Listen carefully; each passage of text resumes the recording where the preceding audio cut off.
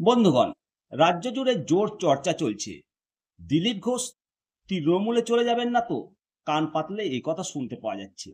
সময়ের সঙ্গে সঙ্গে দিলীপ ঘোষের সঙ্গে বিজেপির দূরত্ব বেড়েছে বলাই বাহুল্য। মোদিজির সভায় দেখতে পাওয়া যায়নি, অমিত শাহজির সভায় দেখতে পাওয়া যায়নি, এমনকি নতুন রাজ্য বিজেপি সভাপতি শ্রমিক ভট্টাচার্যের বরণ অনুষ্ঠানেও উনি নাকি ডাক পাননি। ফলে রাজ্য রাজনীতিতে জোর চর্চা শুরু হয়েছে।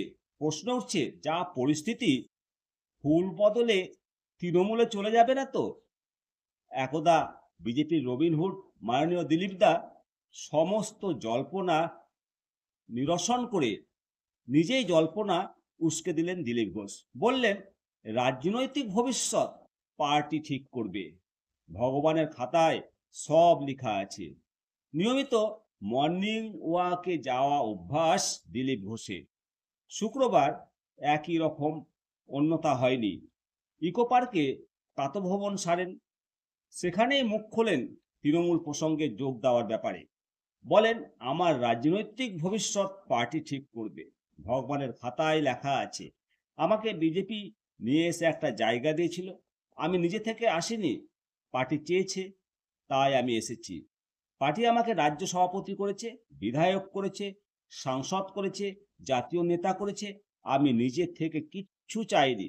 পার্টি আমাকে গাড়ি দিয়েছে, সিকিউরিটি দিয়েছে, আমি এগুলো নিজে কোনোটাই কোনোদিন চাইনি। পার্টি যদি মনে করে আমি এখন সাধারণ কর্মী হিসেবে কাজ করব, তাহলে তাই করব। এরপরেই তিনি বলেন, আমাকে ডাকলে আমি যাই, না ডাকলে যাই না। অর্থাৎ অভিমান যে জমেছে একরাশ, সেটা বুঝিয়ে যে দিচ্ছেন দিলীপ দা।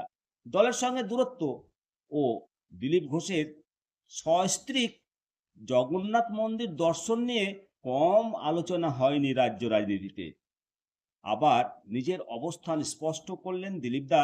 বললেন, আমাকে মুখ্য সচিব চিঠি দিয়েছিলেন, আমি একজন সম্মানীয় নাগরিক সেই হিসেবে গেছি। সরকারি প্রকল্প, আমি মনে করি এই মন্দির তৈরিতে আমারও ট্যাক্সের টাকা আছে, এটা কারোর পৈতৃক সম্পত্তি নয়। বহু লোক আমাকে ডাকে। পাশাপাশি তৃণমূলের নেতাদের কারোর সঙ্গে তার কোনো রকম সমস্যা নেই, সেটাও স্পষ্ট করে দিয়েছেন। প্রিয় দর্শক, আপনারা কি এর পরেও মনে করেন যে দিলীপ ঘোষ তৃণমূলে যাবেন? তৃণমূলে কোনোদিনই যাবেন না দিলীপ ঘোষ। দিলীপ ঘোষ দরকারে রাজনীতি ছাড়তে পারেন।